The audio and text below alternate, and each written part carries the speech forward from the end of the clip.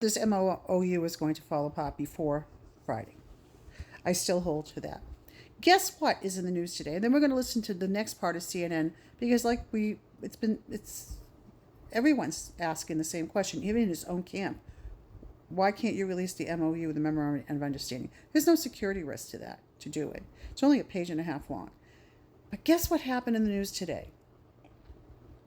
Just now. Oh, looky. Iran says the deal to end the war with the U.S. requires Israel to withdraw from Lebanon. So, United Emirates Muslim Foreign Ministry says a signing ceremony for a deal between the United States and Israel will take place the day of the Bergstraat resort near the Luzern. I gather to move forward, they've got to stop the war. Israel has to stop the war with Israel infiltrating southern Lebanon. And then this happened the day before, yesterday actually. Israel and Hezbollah trade blows despite U.S.-Iran agreement. Netanyahu first scrambles to meet with Trump over Iran deal. Israel and Netanyahu, they're going to drag us into this. There's no getting out. You make the deal with the DEVIL. That's why the presidents gave the funds necessary in a bill to appropriate what was necessary, like that memorandum, to Israel, but they don't want to be in bed with him. Well, you are in bed with him, Trump, proverbially. The deal to reopen the Strait of Hormuz has raised hopes to oil will flow on both ends. This is his hope. This is the president's hope. Put it behind us. Like, it was yesterday's news. But U.S. Intel says Iran can shut down Strait of Hormuz at will from now on. He wants this behind us because it's annoying. And the midterms are coming up, and he doesn't want people to think he's done his job. He's fixed everything. He's a fixer. He's the art of the deal, and everything happens fast with him. Well, that's not how it works when it comes to geopolitical issues. So let's listen to CNN. Sabrina Singh. She's on the panel for Global Affairs. She used to be a Global Affairs commentator. Listen to her on CNN panel. Talking about its ballistic missile program, its support to its proxies, 60 days is aspirational at best.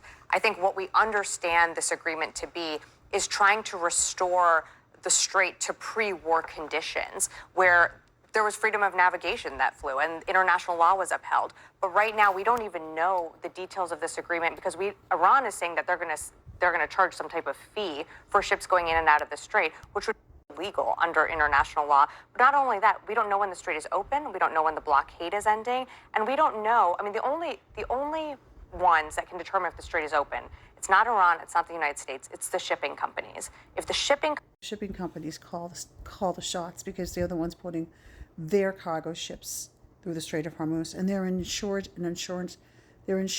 so it's highly expensive. Companies feel confident that they can sail through the strait unimpeded and safely, then they will do it. But we don't know that. Well, let me let Charles say he wanted to get in. Well, the point you make about whether or not the strait will be open is, I think, the crucial one.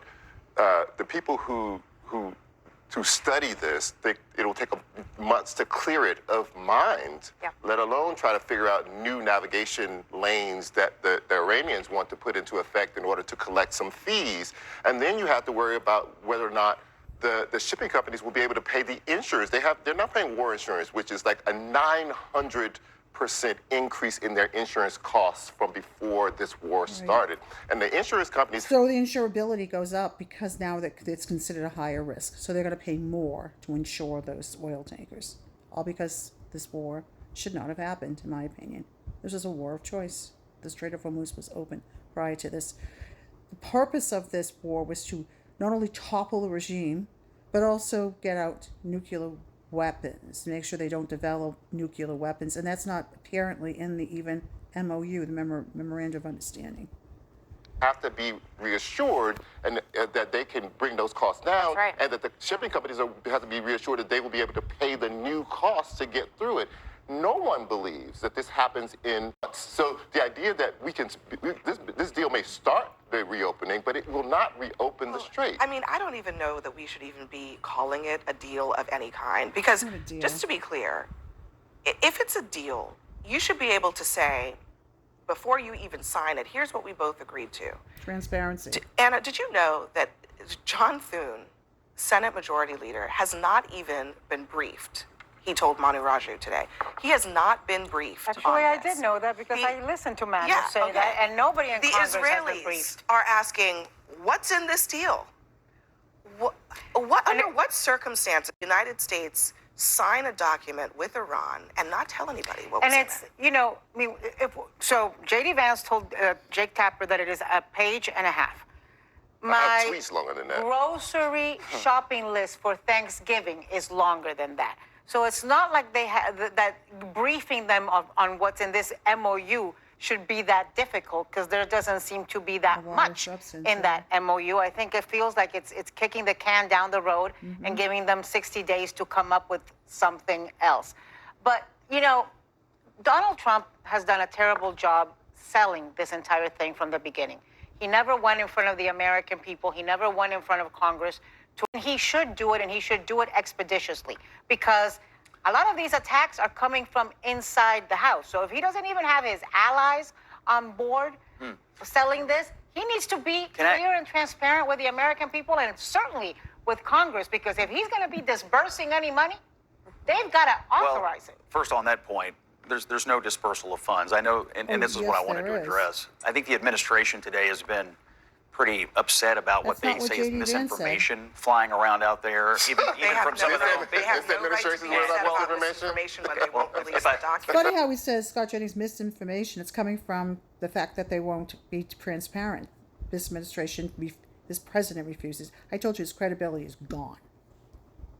If I may finish. It's that simple. If I may. The quickest way to dispel any misinformation would, of course, be to put the document out and say, here's what our intent to Friday, and here's what our intentions are over this 60-day period. So hopefully they do that in the next 24 hours, and that'll bring some clarity. Here's one other thing. It's already been over 24 hours. It doesn't count to claim we are not going to be dispersing funds if there's a $300 billion fund, that which I'll play what J.D. Vance said about that.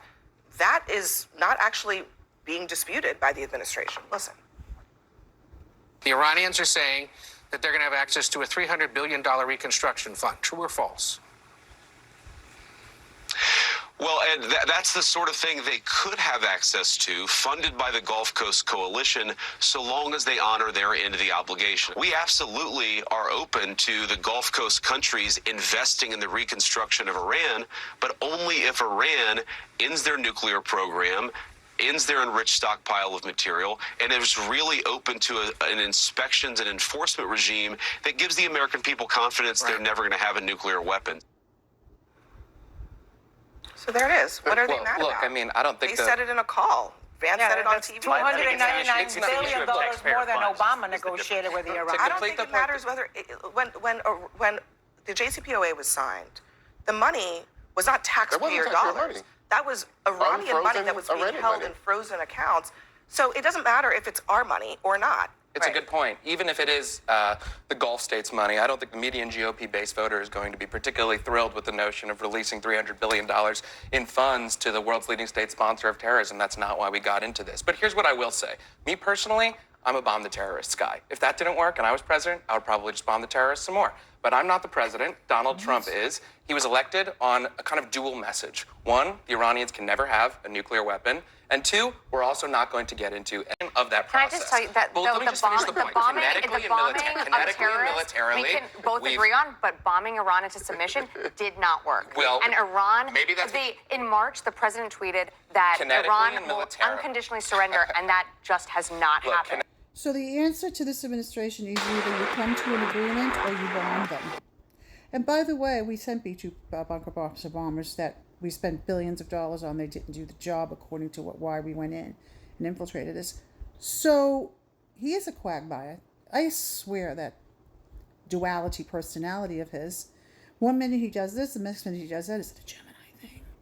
But it's not working because you've lost credibility with the people of this country. You can't be trusted. Your word means nothing. Zero, old man. It means nothing. It means nothing. For the majority of people in this country. Everything that comes out of your mouth, you cry wolf too many times. And the fact that you won't release a 1.5-page MOU, Memorandum of Understanding, says miles about what are you hiding. That's all.